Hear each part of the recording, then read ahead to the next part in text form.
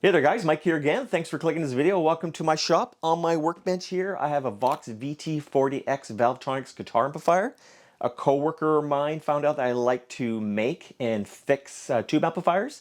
And he says, hey, I have a guitar tube amplifier that doesn't work.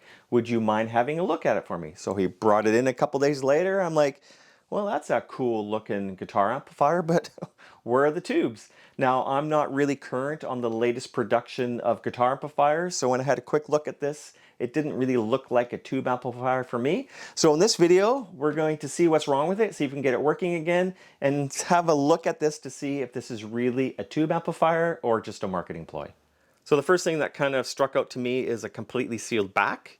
Most guitar amplifiers I know have venting for tubes and for the speakers, so I'm not sure what's going on there. We'll have to have a look. And it also comes with its own separate AC adapter rated to only 19 volts. Most tube amps that I work on have much higher voltage, 300 plus. And of course, it's branded as Korg, and we know that Korg bought controlling interests in Vox in 1992. You would think they would at least rebrand that as Vox. So this amplifier is actually a modeling amplifier, so it has all the popular models that you can pick from, and it has all the controls there so you can kind of shape your own sound. And lo and behold, there is the single preamp tube. So let's take this apart and see why it's not working and figure out what's actually going on with this amplifier. So let's start at the most obvious things at first, see if it actually gets any power. So let's check the voltage of the adapter. We'll change it to DC voltage. Plug that in on the barrel and then reach down and see what we have. And it reads 19.52 volts, and the adapter is rated for 19 volts at 343 amps. So since this is unloaded, it makes sense that it's a bit higher. So obviously the issue is inside the amplifier, so let's go take the back off and see what we can find. Oh, it has a little adapter thing in there, so we'll just take this off as well.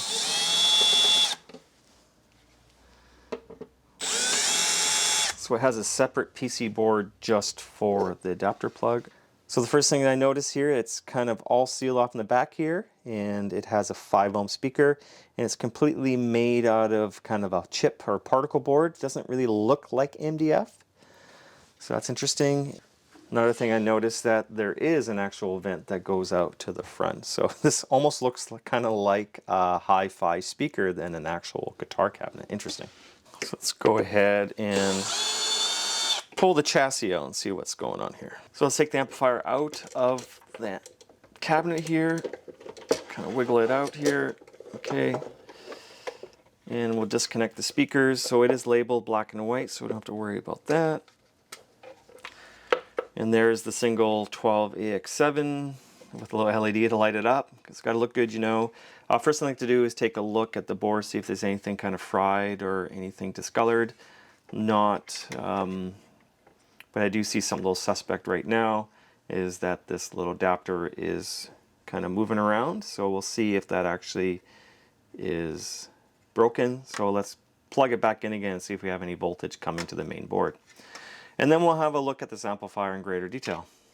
So I separated the power module from the amplifier board, and we'll plug it in, and we'll try at the pins here to see if we can actually get any voltage at anything here.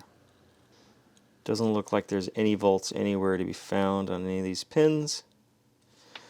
Let's flip it over and see if we get any voltage on the back of the pins too. No voltage. Okay. So let's go ahead and take the soldering gun and see if we can remove this from the board. See what's going on. So I got my soldering iron on. I got my solder sucker here. I will kind of reflow the solder, suck it away, and see if we can pry the adapter away from it.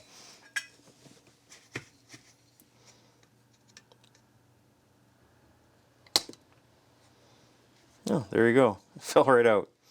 So that fell right out, and it looks like there was only one lead in there. This broke right off and is not making connections. So let's go ahead and see if I can find a replacement in one of these and solder it back in. So after a bit of research, I learned that this is actually a common failure point for these amplifiers. With the cord sticking out the back, it could get knocked or it could fall over and it just breaks itself off from that PC board. Now, a mod would be to actually mount that whole AC adapter inside the unit, kind of rewire it so it doesn't stick out the back, and then just have that 120 cords coming out the back. That would save a lot of headache. I managed to find one of these adapters at my local electronics shop, Lee's Electronics in Vancouver, BC. I'll put a link in the description below, and I put some other links as well to like Mauser and Allied, so you can just order this online if you have the similar issue as well. This is a little bit of a weird adapter, and I'll show you what I'm talking about. A little bit of a unique piece where you can see it has a plastic middle where the pin of the adapter slides in. A lot of the ones that you'll find that this will be just a metal pin and that's just a barrel that it slides over. So it's kind of the opposite of what you typically would find. So when you're looking for them, just pay attention to that. So first things first, let's clean up these solder joints here. You can see that the one is actually still sitting there broken off.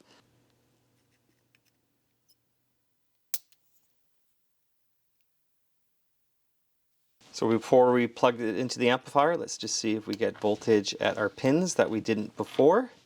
So plugged it back in again. We'll just get our probes in here and see, 19.45 volts. So that works. Let's plug the AC adapter in and flick the switch here. All right, power's up. All the LEDs are on and the tube is glowing blue. So my curiosity got the best of me and I took this all apart to see what it's all about. The potentiometers look pretty decent, but as you can see, it's full of these small little surface mount capacitors and resistors. If anything were to happen with this board, I wouldn't know where to begin. I'd probably end up just throwing this away. So be careful with your amp, guys. So before I put this amplifier back in the cabinet, I'm curious about what they're operating this tube at. So this is a 12AX7. It's a high mu twin triode tube, which means it has actually 2 triode sections in one glass bottle. This tube is very common, probably one of the most common preamp tubes you'll find in most guitar amps. The neat thing about this amplifier that it actually has a little button here that you can toggle, and it has 3 different toggles, so it goes from a regular bias to a cold bias and to a hot bias. So I'm curious about those different settings and what it actually does to the voltage and the bias of this tube. So I have the amp on, it's all warmed up here. I have the bias set at its regular position, so no light on. And so what we'll do is we'll take a look at section 1, pin 6. So this is the plate. That's 42.66 volts, and we'll take a look at the cathode. So it's pin 8, and it's 0.873 volts. Section 2, plate, is 33.9 volts, and then the cathode is 0.87 volts. Okay, interesting. So let's take a look and push it to green. So section 1, pin 6, 48.4. Section 2, plate, 41.9. And then the cathode is 0.5. Okay, and now let's go to the red button.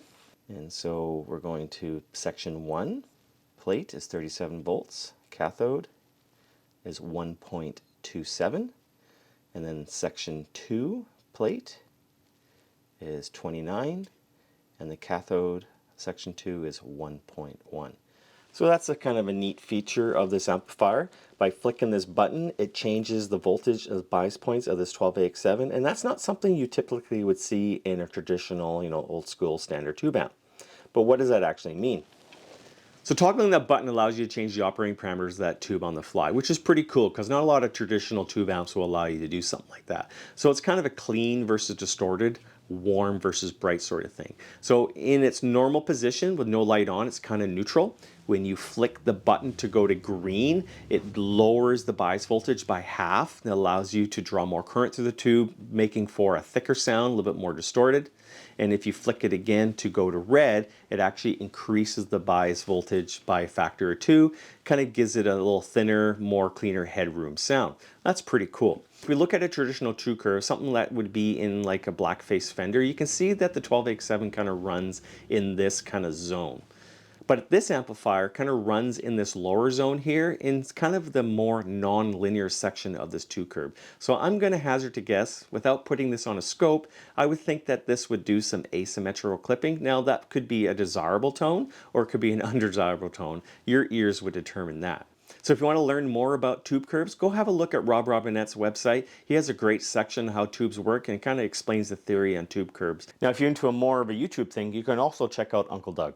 I don't want to reinvent the wheel here. If we look at the amp's block diagram, you can see that the 12AX7 is after the DSP section and in front of the power amp section. So with the 12AX7 sandwiched between these two solid state sections, I'm kind of curious on how much this actually affects the tone. So if you go to the Vox website and take a look at the literature for the VT40X, it states, authentic analog circuitry to achieve the subtle tonal adjustment. Yeah, I would agree with that. Since this tube is sitting between two solid state sections of this amplifier, any type of adjustments we do to that tube would be subtle. Now, if you're looking to upgrade this amplifier, I probably wouldn't spend any money putting some boutique 12AX7 in there. Upgrading to a better speaker would probably be a better bang for your buck. So one more thing I'd like to add, if we look at the 12AX7's tube data, it states that the maximum voltage for 12AX7 is 300 volts, and it typically likes to operate between 100 and 250 volts. Now in this Vox amp, they're only pushing the 12AX7 up to 50 volts on the plate, and that's not a lot. So I suspect that this tube should have a long life. So this amp retails for around $500, and I think that's a pretty good value, but it is a far cry from your traditional Vox tube amplifiers. Now, not to knock this product, I think it's good to have clarity for what this amp is and what it isn't. So the question is this a tube amp? While it's not a pure tube power amp, the inclusion of a tube in the preamp section makes this more than just a digital modeler. It gives you that slight tube amp driven sound and feel. So if you like this video, take a look at this one. It's something similar. Once again, thanks for watching and we'll see you in the next video.